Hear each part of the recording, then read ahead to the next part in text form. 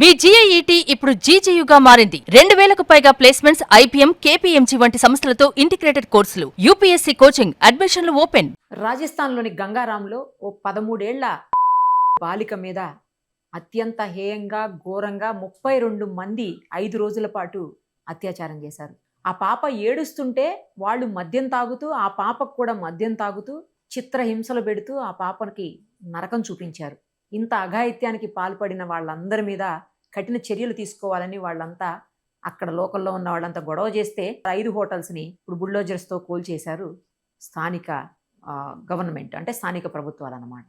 అయితే ఇప్పుడు ఆ పాప పరిస్థితి కూడా దారుణంగా ఉంది. ఆ పాప ఇచ్చినటువంటి వాంగ్మూలంతో 12 మంది వరకు అరెస్ట్ చేశారు. ఇంకా చాలామందిని అరెస్ట్ చేయాల్సిన అవసరం ఉంది. ఇది ఇంత ఘోరంగా, నీచంగా, దారుణంగా చేసిన వాళ్ళని అసలు ఏం చెయ్యాలి?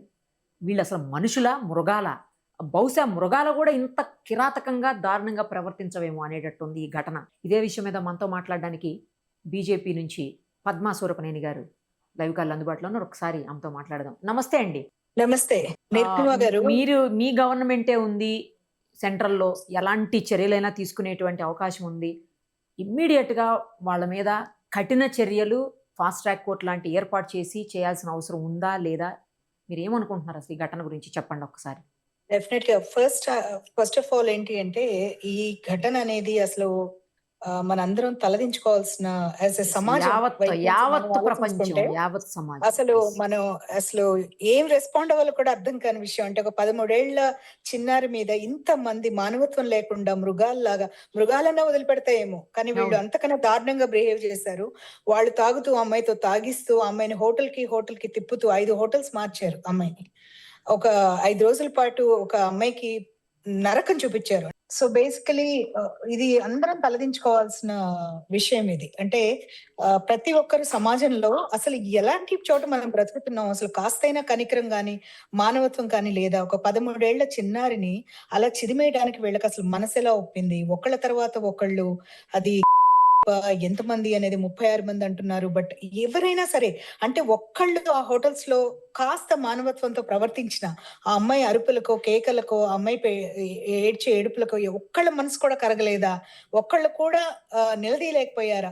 ఒక చిన్నారిని హోటల్ నుంచి హోటల్ కి అన్నిసార్లు మారుస్తుంటే ఎవరికి అనుమానం రాలేదా? ఇవి చాలా క్వశ్చన్స్ ఉన్నాయి ఆ కేసులో. అంటే మీరు అన్నట్టుగా సెంటర్ లోను, రాజస్థాన్ లోను ప్రభుత్వం చాలా ఫాస్ట్ గా యాక్ట్ చేస్తోంది కేసు మీద. 18 మందిని సోఫార్ అరెస్ట్ చేశారు. I think my understanding is ఇంకా ఇద్దరిని కూడా అరెస్ట్ చేసేటట్టున్నారు. This is the information that I got first hand from them. కాకపోతే ఏంటంటే, ఇక్కడ మనం యాజ్ అ సొసైటీ, మనం అంటే రాజకీయాలు మాట్లాడట్లేదు ఇక్కడ, నేను ఒక సోషల్ యాక్టివిస్ట్ గానే రెస్పాండ్ అవ్వాలని అనుకుంటున్నాను ఈ విషయంలో. ఇక్కడ మనం ఆలోచించాల్సింది ఏంటంటే, ఈ కేసు ఒక్కళ్ళు కూడా అనుమానం రాలేదా ఈ పాపని? అంటే ఆటో రిక్షాలో తీసుకెళ్తున్నప్పుడు ఆ అమ్మాయి అరిచే ఉంటుంది. అప్పటికైతే అమ్మాయిని తాగించలేదు అనుకుంటా. ఫస్ట్ ఆటో రిక్షాలో ఎక్కించినప్పుడు ఆ అమ్మాయి అరిచినప్పుడు ఎవరు ఇచ్చేయలేదా? ఆ అమ్మాయిని అంత కాన్ఫిడెంట్ గా ఆటో డ్రైవర్ ఎలా తీసుకెళ్ళాడు ఆ హోటల్ కి, మళ్ళీ అక్కడ నుంచి వేరే హోటల్స్ కి? అంటే ఇది ఒక ర్యాకెట్, ఇది బేసికలీ ఒక మాఫియా లాగా ఆర్గనైజ్ చేస్తున్నారు. ఒక ఆర్గనైజ్డ్ క్రైమ్ అనేది క్లారిటీగా అర్థమవుతుంది మనకి. ఇప్పుడు మనం హ్యూమన్ ట్రాఫికింగ్ గురించి ఎన్నోసార్లు మాట్లాడుకుంటాం, ఎన్నో చర్చలు మీరు నేను కూడా చేసాం, ఎన్నోసార్లు మాట్లాడుకుంటాం.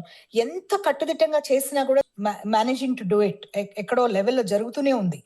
సో ఇది ఒక ఎగ్జాంపుల్ దానికి, ఎంత దారుణంగా సిస్టమ్ కొలాప్స్ అవ్వగలదు. అంటే ఒక ఆర్గన్ ట్రాఫికింగ్ అనేది ఎంత తీవ్రమైన సమస్య. ఒక స్కూల్కి వెళ్లే చిన్నారిని తీసుకెళ్లి ఇవాళ అంత శారీరకంగా, మానసికంగా అమ్మాయిని ఒక జీవోత్సవంలాగా తయారు చేస్తారు వీళ్ళు. అంటే ఆ అమ్మాయికి ఈ ఇంపాక్ట్ నాట్ జస్ట్ ఇమీడియట్ గా శారీరకంగానే కాదు, ఆ అమ్మాయికి ఈ ఇంపాక్ట్ మానసికంగా, సైకలాజికల్ గా కూడా చాలా ఏళ్ళు ఉంటుంది. దాని తాలూకు తీవ్రత ఎంత ఉంటుందో మనం ఇప్పుడు చెప్పలేం. ఆ పాప బేసిక్ అంటే నమ్మకం అనేది సడలిపోతుంది. మనుషుల మీద నమ్మకం కానివ్వండి, she won't be able to trust anybody anymore, particularly male members ఎవరిని కూడా. సో అసలు తల్లిదండ్రుల మీద ఏం ఇదవుతుంది, what will go through there ఇదనేది, ఆ పాప లైఫ్ ఎలా ఉంటుంది, ఇవన్నీ కూడా చాలా సమస్యలు సమాజం ముందు ఉంటాయి. అసలు అన్నిటికన్నా మానవత్వం లేకుండా వీళ్ళు ఎలా చేశారు అనేది ఒక పెద్ద క్వశ్చన్. రెండు, అసలు ఎవరు రెస్పాండ్ అవ్వలేదా? ఇంత జరుగుతుంటే 18 నైట్ నుంచి జరుగుతూ ఉంటే 22 మధ్యాహ్నం వరకు అమ్మాయి ఈ దారుణకాండకు గురైంది. ఈ మధ్యలో ఒక్కళ్ళు కూడా అమ్మాయిని సేవ్ చేయలేకపోయారా? అంటే ఆర్గనైజ్డ్ గా ఇంత క్రైమ్ జరుగుతుంటే అక్కడ లోకల్ వాళ్ళకి ఎవరికి తెలియలేదా? ఈ హో ఇంతకు ముందు ఇలాంటి హోటల్స్‌లో ఎంతమంది అమ్మాయిల్ని అమ్మేశారు? ఎంతమంది మీద ఇలాంటి అఘాయిత్యాలు జరిగాయి.